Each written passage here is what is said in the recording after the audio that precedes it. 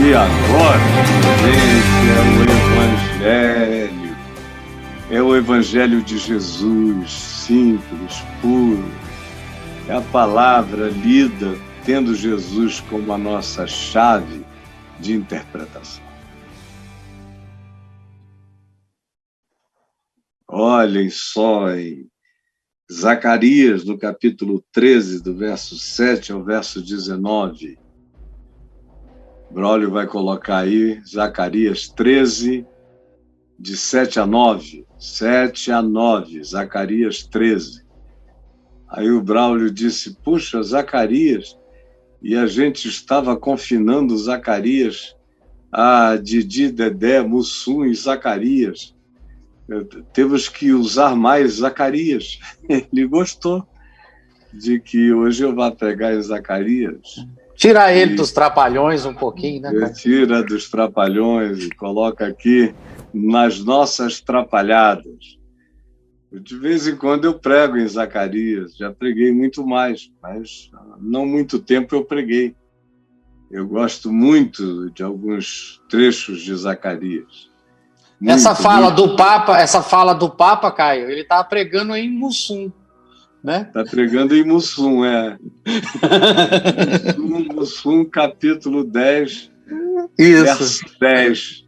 O Brasil não tem saída. Não tem salvação. Ou então é o Salmo do Brasil, é um salmo curto. Senhor, Senhor, o Brasil não tem salvação. Muita cachaça, pouco coração. Selá. Aí termina o salmo. Selá.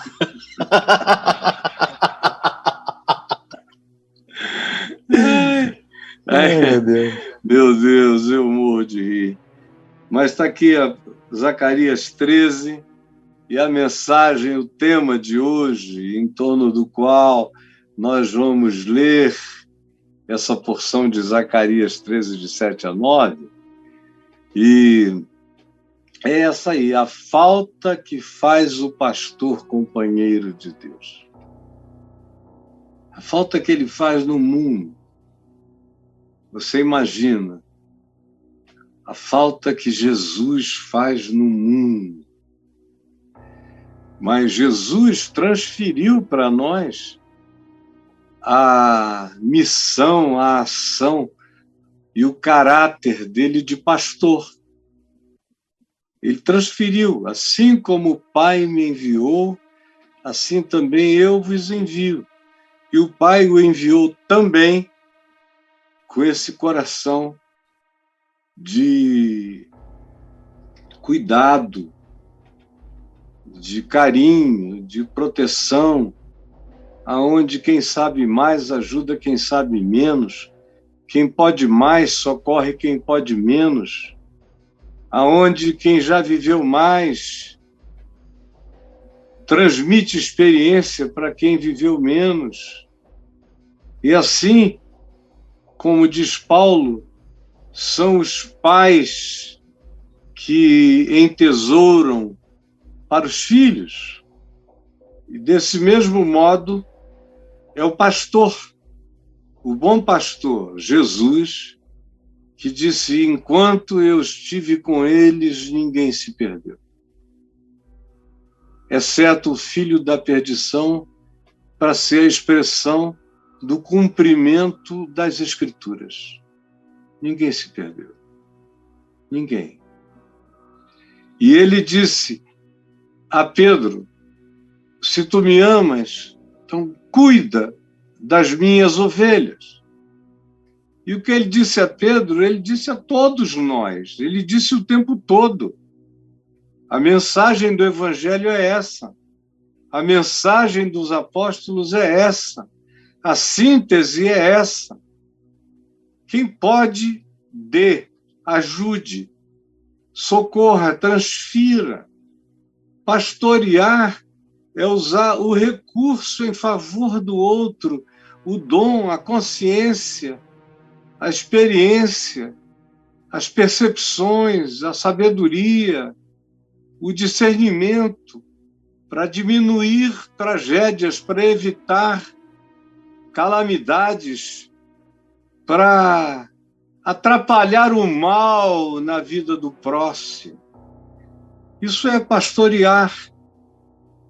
E é isso que se diz e que eu estou dizendo aqui a você sobre a falta que faz o pastor companheiro de Deus. Desperta a espada contra o meu pastor e contra o homem que é meu companheiro, diz o Senhor. É quando o Senhor dá permissão para que a espada se levante contra o pastor e contra o homem que é de fato companheiro. Companheiro do Senhor, companheiro das ovelhas, companheiro do significado da vida. E aí se diz, porque ferido o pastor, as ovelhas ficarão dispersas. Essa é a falta que faz o pastor companheiro de Deus. Aí eu quero apontar para você 4 situações simples. Simples. Chame seu netinho, que ele vai me entender. Simples. E a primeira delas é esta. Porque as ovelhas se dispersam quando o pastor companheiro de Deus é ferido. É ferido. As ovelhas se dispersam. Basta que ele seja ferido. Eu sei o significado disso. Eu sei o que significou historicamente, existencialmente, para a vida de milhares e até de milhões de pessoas, o fato de eu ter me ferido. A espada me feriu e eu me feri na espada. E eu sei que eu vivi como um pastor companheiro de Deus, amigo, como um homem que é o meu companheiro. Eu sei, mas eu me joguei na ponta da espada e a espada estava alaivosa contra mim e me feriu.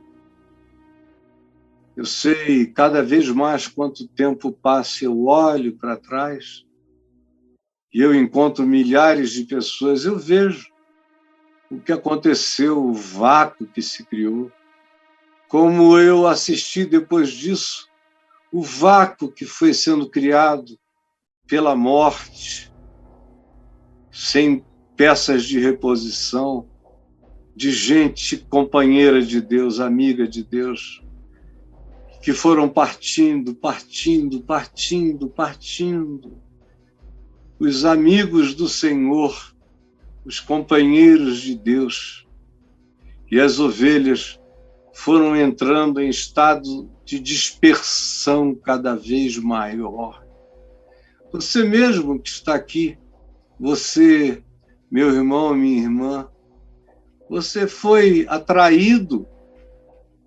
Alguns nem sabiam do passado, mas foram atraídos porque, na sua dispersão angustiosa, tropeçaram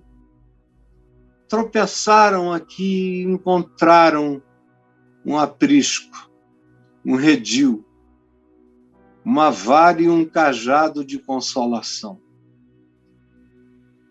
Do contrário, estiveram, como muitas e muitas estão, em pleno estado de dispersão, porque os pastores foram feridos. E os que se apresentam são lobos vestidos em peles de ovelha, na maioria das vezes, embora haja alguns remanescentes. No entanto, toda vez que um pastor amigo e companheiro de Deus é ferido, as ovelhas se dispersam, e assim dizendo, eu não transfiro nada para ninguém.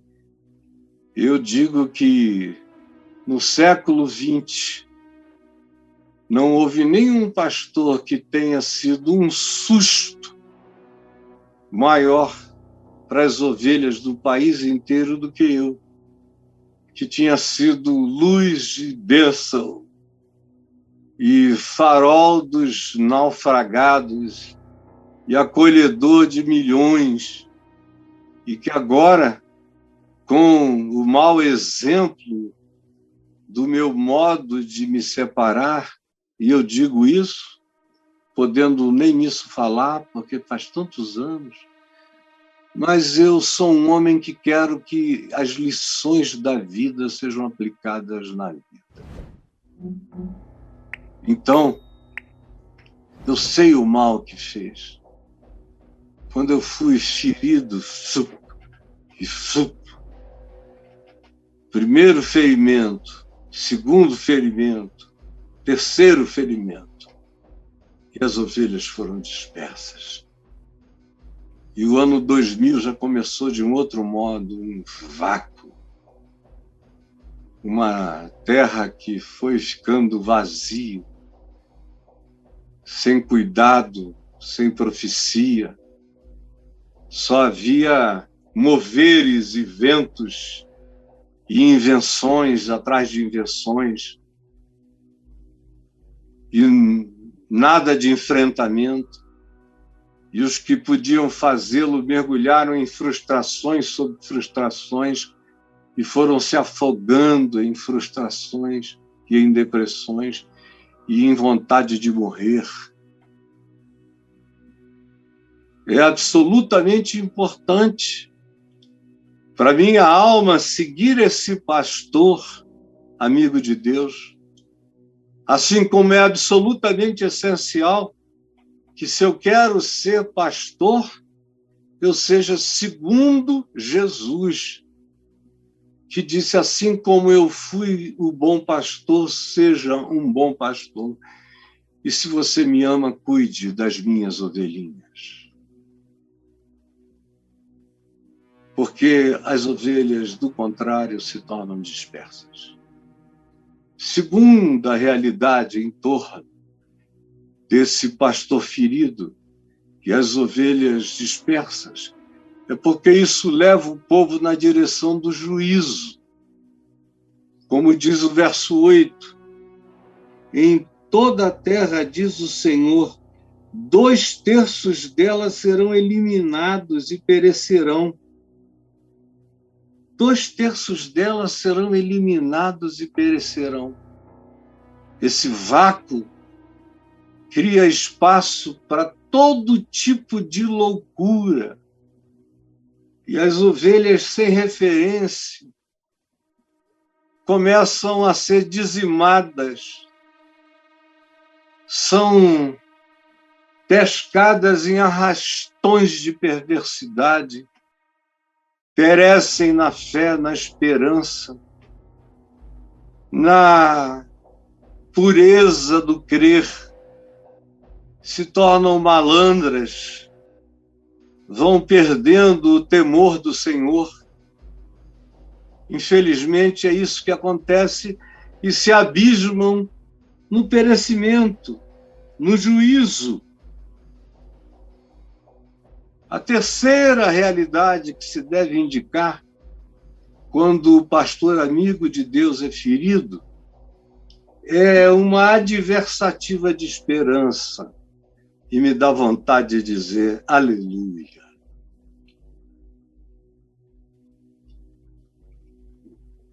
E se você quiser dizer um aleluia comigo, bote corações ao alto em todas as plataformas. Todas. YouTube, Facebook, Instagram, todas as que tenham corações ao alto, você ponha e diga e dê seu aleluia, baseado nessa adversativa. Mas o Deus do pastor ferido volta-se para os pequeninos. Repita comigo, corações ao alto. Mas o Deus do pastor ferido volta-se para os pequeninos, assim como você está experimentando a maravilha dessa graça de Deus, porque no meio do nada, da total falta de referência, o Senhor, Ele mesmo, sozinho, voltou-se para você. E que coisa mais linda! O pastor voltou-se para você, o pastor do pastor, Deus do pastor ferido, voltou para as ovelhas, para os pequeninos que pereciam, machucados, frustrados. Aleluia! Louvado seja Deus! Coisa linda! Mas o Deus do pastor ferido volta-se para os pequeninos. Olha o verso 7 no final, o que diz: mas eu volverei a minha mão para os pequeninos. Vai ficar esse vácuo, mas eu mesmo, no meio do vazio, voltarei a minha mão na direção dessas ovelhas feridas, dos pequeninos machucados pela machucadura do pastor. E ele mesmo foi quem veio fazendo isso de volta, a começar do meu coração e atingindo o seu também, sarou o meu, e sarado das feridas, a palavra dele começou a sarar o seu e o de muitos e muitos, feridos pelas machucaduras de outras tristezas, de outras decepções, de outras falências, do encontro com outras tristezas. Você sabe, Deus sabe. E olha só, aqui no verso 8, no final dele também tem essa adversativa maravilhosa. Mas a terceira parte restará. Mas a terceira parte será preservada. Essa é a adversativa do Deus, do pastor ferido, porque ele mesmo volta-se para os pequeninos e os guia e os preserva. Preserva os sinceros de coração. Aí vem uma quarta realidade, que está aqui, e que nos ensina que o processo de produção de um rebanho guiado por Deus é descrito no verso 9 como tendo que ter pelo menos 2 elementos fundamentais. Olha só.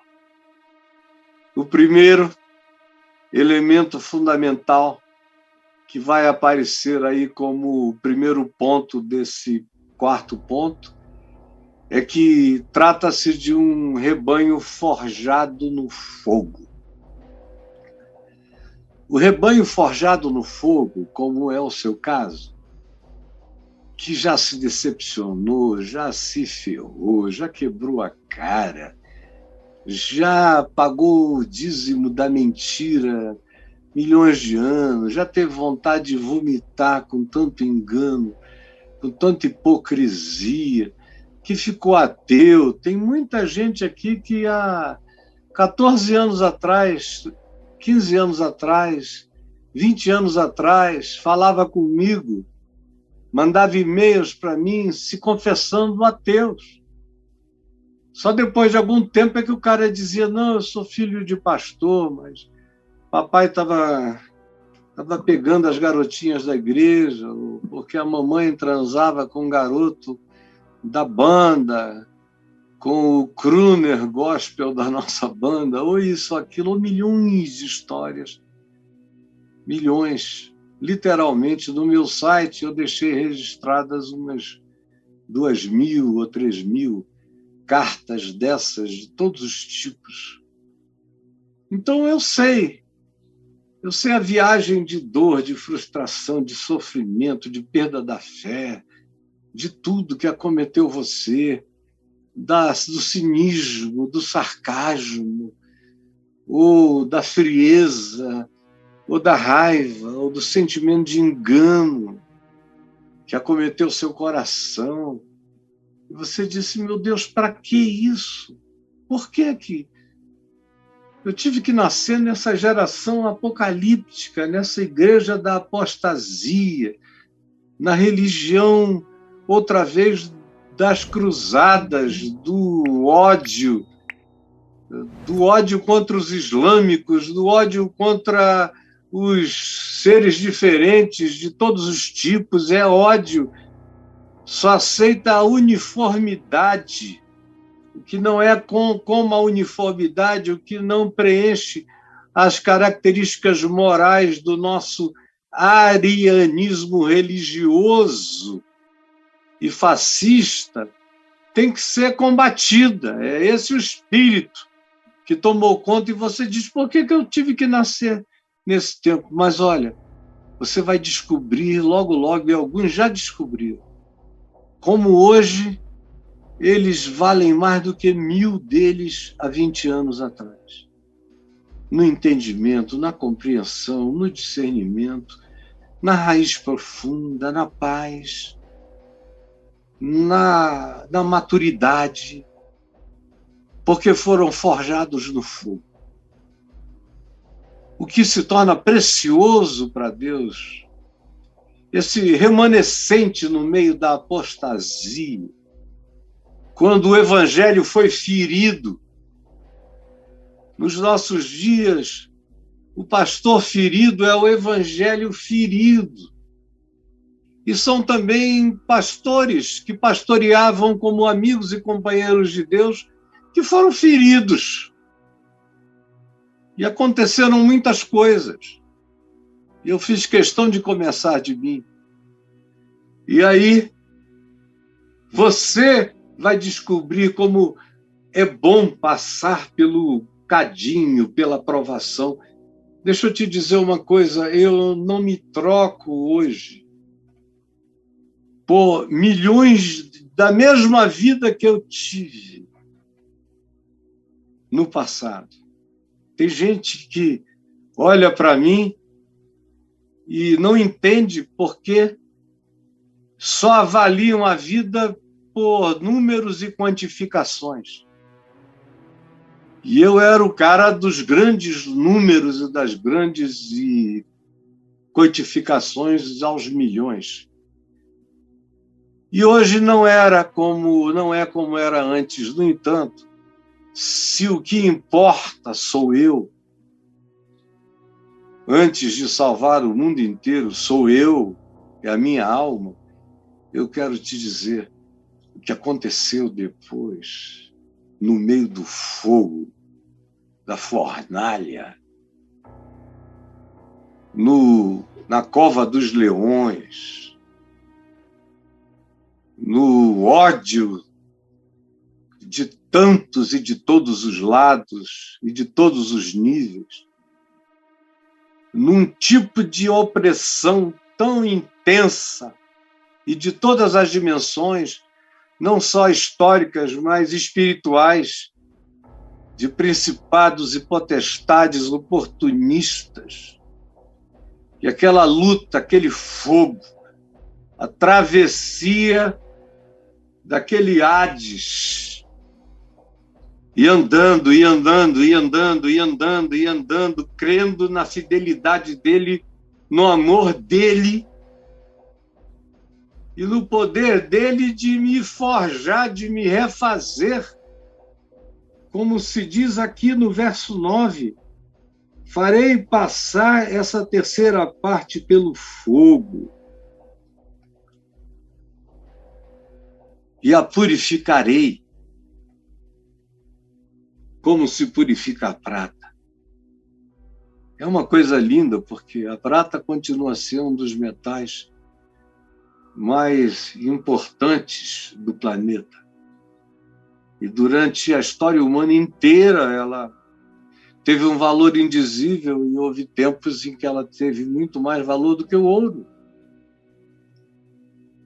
Porque ela se tornou símbolo de moedas, de dinheiro, era prata. Judas não recebeu, Jesus, 30 moedas de ouro, mas 30 moedas de prata, que era o que de melhor se tinha para dar e de mais valor. Prata. E para ela virar essa coisa preciosa, ela tem que passar pelo fogo, muito fogo, para sair toda a jaça e ficar só e exclusivamente a prata. Essa imagem que se usa, essa terceira parte sobreviveu ao vácuo do pastor ferido, de cuja parte você faz. Não se admire por estar passando pelo fogo, porque você está sendo purificado de todas as absorções malignas que você já absorveu. Farei passar pelo fogo e a purificarei como se purifica a prata, e a provarei como se prova o ouro, que é colocado no cadinho, e você o purifica no fogo, no cadinho, até que ele se transforma naquele material precioso. Ele tem que ser acrisolado, ele tem que passar pelo crisol, pelo cadinho, no fogo. É daí que vem a palavra acrisolar. É dessa porção, desse bocado, desse cadinho, no qual a gente põe o ouro para purificá-lo. É no crisol, é daí que vem a palavra acrisolar. É daí que vem a palavra crisálida. Tudo isso é processo de transformação, de metamorfose, de purificação, de gestão de uma nova vida, de explosão dela, como de lagarta em borboleta. E a provarei como se prova o ouro. Ela invocará o meu nome e eu a ouvirei. Como você está aprendendo que em qualquer lugar você invoca o nome de Deus e anda em espírito e em verdade, e você vai descobrindo que a comunhão com Deus pode ser algo ininterrupto, você pode ser amigo dele, companheiro dele, viver sem interrupções, sem encontros marcados, mas andar com ele. Ele é o Paráclito, é aquele que anda comigo, eu estou convosco, todos os dias, sempre. Então, esse grupo invocará o meu nome e eu o ouvirei e direi, é o meu povo. Eu acho isso tão bonito. Eles vão invocar o meu nome e Deus diz, e eu direi, é o meu povo. É o meu povo. Quando você é forjado e deixa toda essa jaça de lado fica com a pureza simples de Jesus e do Evangelho e aceita o forjamento, o processo de purificação, de crisálida, de crisol, de transformação. O que acontece é isso. Você fala e ele diz: é o meu povo. Eles ouvirão a minha voz e eu ouvirei a deles. Eles me conhecerão e eu os conhecerei. É o meu povo. E olha o que diz aqui: direi é o meu povo, e o meu povo dirá: ó Senhor, o Senhor é o meu Deus. Essa é uma coisa maravilhosa, gente. Você chegar nesse nível onde é o tempo todo, onde não é domingo, não é sábado, não é num lugar, não é nem no Monte Gerizim, nem em Jerusalém, não é em lugar nenhum, e é em todo lugar. Em todo lugar, no banquete, é no aniversário, é na sinagoga, é na congregação, é na oração, que pode ser em casa, pode ser numa praia, pode ser na beira de um rio, pode ser no entrar no quarto e dobrar os joelhos diante do seu Pai que vem em secreto. E você vai dizer: ó meu Deus, e ele vai dizer: é o meu povo, é o meu filho. E você vai dizer: tu és o meu Senhor. Aí, gente, aí você pode atravessar a história inteira sem nunca mais ser escandalizado. É o que eu ia dizer e vou dizer aí do 4.2 que o Braulio vai botar, mas eu fiquei com o coração impregnado dessa palavra. Aí no verso 9, na segunda parte, diz que isso produz intimidade com Deus. Foi o que eu acabei de dizer. Invocarão o meu nome e eu ouvirei e direi: é o meu povo. E ele, o meu povo, dirá: é o Senhor meu Deus. Isso é o que gera esse forjamento, essa gente que virou ouro, virou prata no cadinho da graça de Deus, que não depende mais de processos e sistemas, que aprendeu Deus em espírito e em verdade. Isso produz intimidade. Senhor Jesus, que essa palavra tenha encontrado agasalho simples no coração de todos os que a ouviram. Eu sei que o Espírito Santo está aqui. E essa palavra foi cheia do teu amor e da tua verdade. Em nome de Jesus. Amém e amém.